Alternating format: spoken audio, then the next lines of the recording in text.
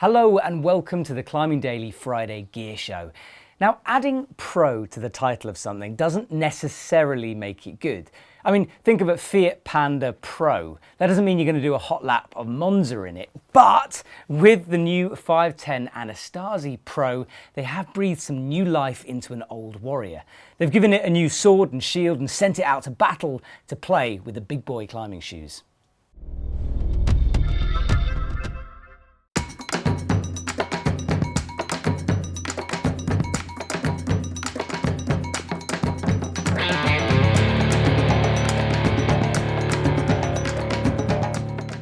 So today I'm doing my review of the Anasazi Pro. Now this is the updated version of the Anasazi VCS, and the VCS is pretty old now. It should by all rights be retired, but due to that 510 quality, the stiffness of that shoe, it's remained a climber's favourite and will stay in the 510 range. What the Pro does is update it and bring it into a whole new competition world.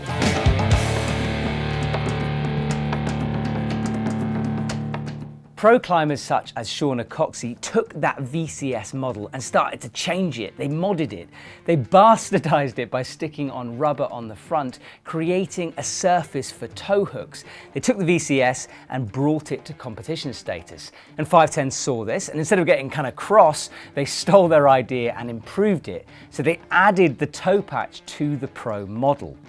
So let's go through the features of the Anasazi Pro.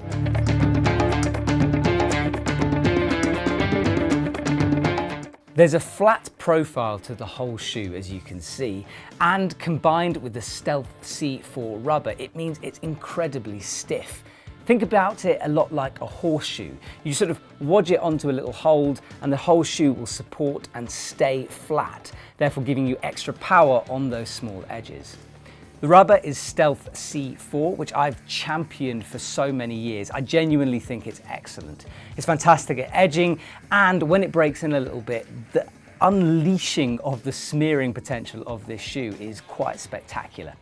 It's 4.2 millimeters of thickness, and that is thick, so think stiffness, but you're going to be moving away from sensitivity. Now the toe patch is where all the chat has been, and it features the softest of the Stealth rubber compound, the MI6. And as you can see, it's a very generous and wide toe patch area.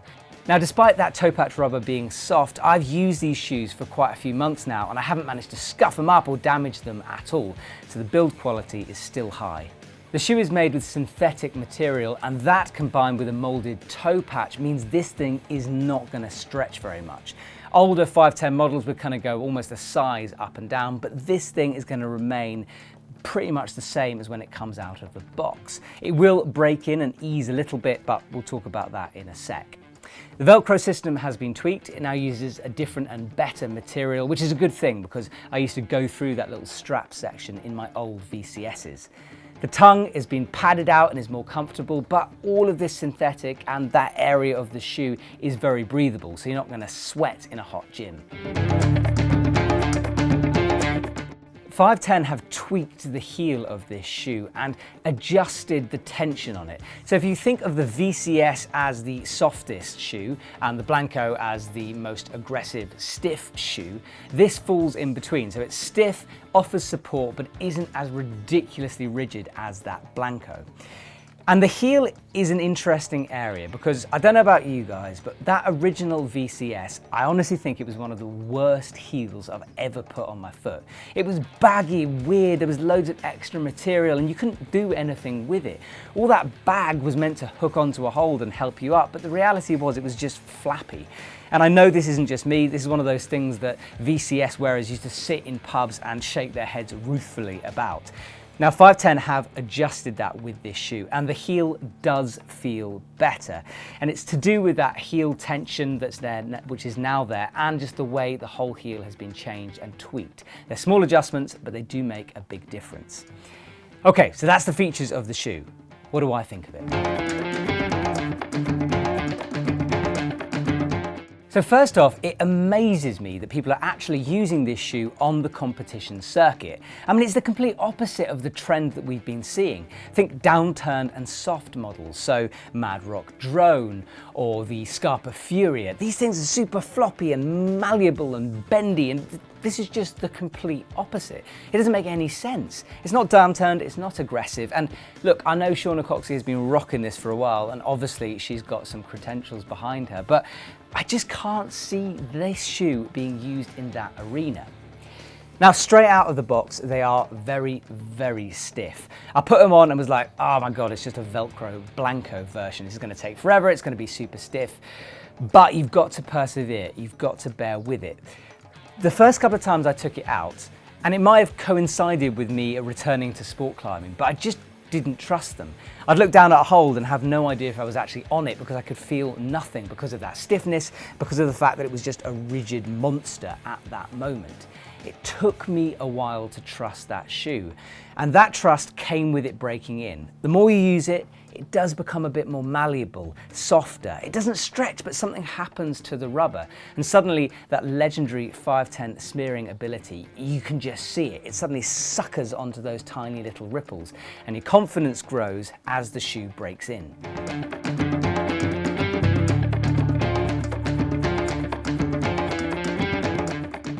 Now, the toe patch is a game changer. That old VCS didn't have it, and I did miss it. And that's not because I'm doing all the types of modern upside down toe hooking shenanigans. It's just sometimes a toe patch is helpful. Even if you're just dragging your foot on the wall to support yourself on a reachy move, having one is fantastic, even if you're not doing World Cup style problems.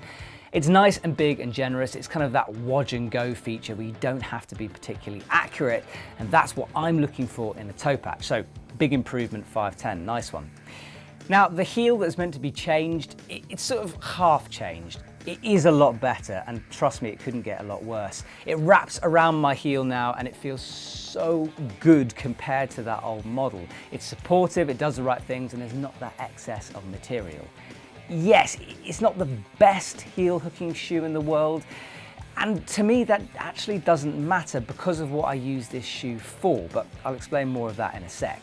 So I reckon the heel is sort of 80% improved. If you hated the old one, you're gonna like this a lot better, but some heel aficionados are still gonna dislike it. But for me, it does the job, and I think it's an improvement. Now, with sizing on this model, you should and have to downsize it. So I'm a UK 8.5 street shoe, and this is a UK 8. And that's the sort of classic tight but not painful fit for me. So I can wear it for single pitches and boulder problems, no issue at all.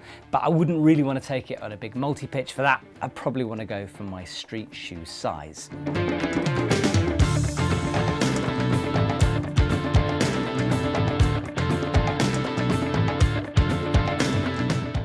It's been a while since I've worn a 510 shoe, and I'd sort of forgotten the build quality that comes with it, and this really is top notch on this. There's no little stringy bits or fraying material. It's very solid and beautifully built.